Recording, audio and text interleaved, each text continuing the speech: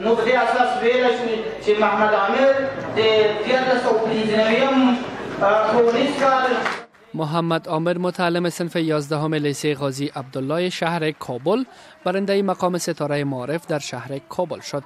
این مسابقه میان 53,000 متعلم صنف 11 شهر کابل راه اندازی شده بود. اسدالله حنیف بلخی وزیر معارف افغانستان که از سوی ولسی جرگه سلب صلاحیت شده راه اندازی چنین مسابقات را یک گام مثبت دانسته میگوید متعلمین افغان با وجود کمبود امکانات دستاوردهای داشته‌اند.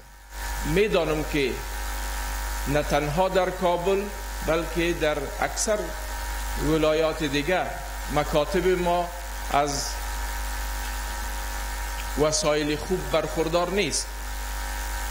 وسایل لابراتوارها، بردهای الکترونیک یا امثال از این دیگه چیزهایی که در دنیا استاندارد سال استفاده میشه و معمول است ما نداریم.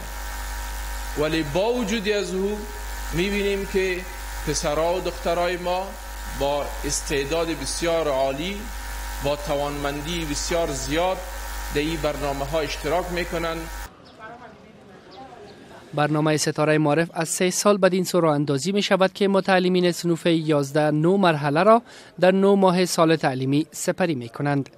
محمد عامر ستاره معارف که توانست در این 9 مرحله از میان 53,000 متعلم مقام اول را به دست آورد، در صحبت با رادیو آزادی گفت که درس خواندن و مطالعه زیاد وی را به این مقام رسانده است.